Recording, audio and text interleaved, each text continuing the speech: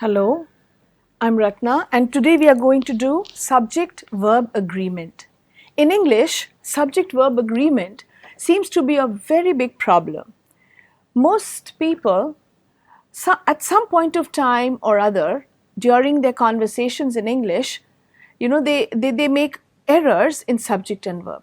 So let us try to understand the rules and try to stick to the rules.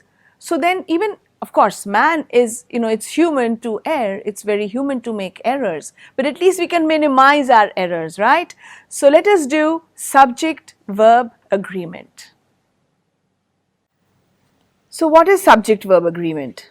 In any sentence in English, the subject of the sentence must agree with the verb. So in any sentence, as we know, there has to be a subject, the doer in the sentence, and the verb is the action, right? Now, if the subject is singular, necessarily the verb must also be singular.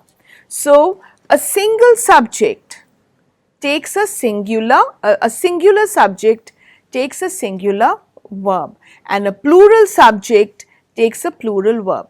For example, the list of items, which is right, is or are on the desk, obviously is. Why? Because we are talking about the subject, the list. We are not talking about items here. We are talking about the list. Now, it is most important to first identify the subject. If we can identify our subject correctly, we will probably not go as wrong as we would otherwise. So, if our subject is singular, verb must be singular. If subject is plural, the verb will necessarily be plural. This is basically the general rule about subject-verb agreement. So where do we go wrong in this? We go wrong while identifying the subject. Now, sometimes there are certain words that are added before and after the subject, and while reading, we make a few errors in comprehending it, and that leads us to make errors in putting in the correct verb, the correct form of the verb. Alright, so rule 1, the subject comes before a phrase beginning with of. So in any sentence, if there is a of, the noun that comes before of will be your subject. For instance, a bouquet of yellow roses lent color and fragrance to the room. Let us write the English color, not the American color. Okay, a bouquet of yellow roses. Now, yellow roses, is this your subject or is bouquet your subject? Yes, in this case, a bouquet is your subject, and if a bouquet is your subject, then the verb necessarily will be lends, singular, lends, not lend. Now, a lot of writers, speakers, readers, we often forget to identify the correct subject, and we usually take the noun that just comes in front of the verb, and if that is plural, we automatically put a plural verb, and that is what makes us go wrong, right? So identifying the subject is of utmost importance. So if the verb is singular, then the word will end in s or es, right? So dance becomes dances, eat become eats, walk become walks, etc. Right?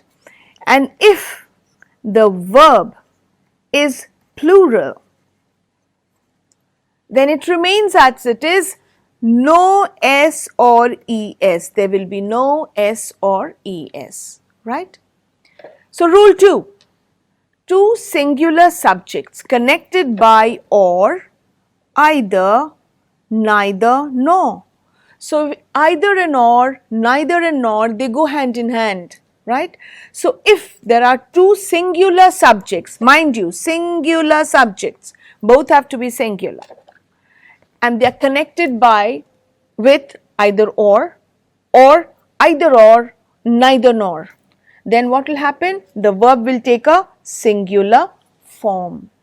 My aunt or my uncle is arriving by train today. So, or, the singular subject aunt and singular subject uncle has been connected with or, and the verb will be is, not, are, because you're talking about either one of them, not both of them.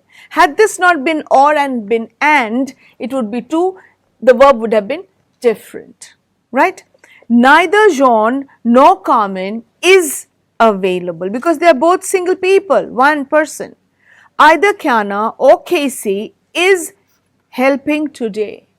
So whenever it is two singular subjects joined with or, either they are joined with or they are joined with EITHER, either, and with either goes or neither, neither nor. If these words are there in the sentence, but the subject, there are two subjects, whenever there are these words, there have to be more than one subject. There has to be more than one noun, right? So if there are two singular subjects only joined by this, then the verb will take a singular form, right? Okay, rule 3.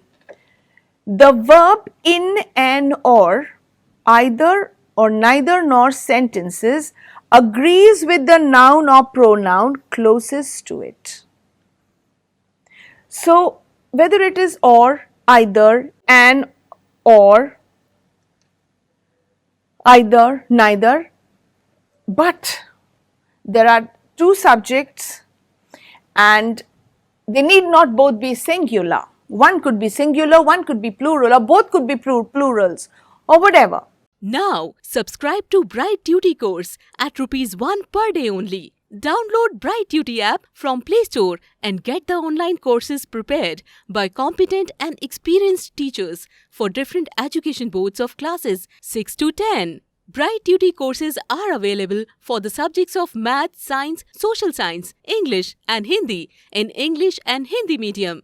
Bright Tutee follows 3-step approach, that is learning, assessment and exam preparation. In learning, topic-wise video lectures with explanation of concepts and discussion of textbook examples and questions are available with the solutions. In assessment, topic-wise online MCQ test, practice assignments and chapter-wise question bank are available with the solutions. In exam preparation, previous year's question papers, sample papers and model test papers are available with the solutions. Sign up today on Bright Tutee and avail your courses at affordable prices.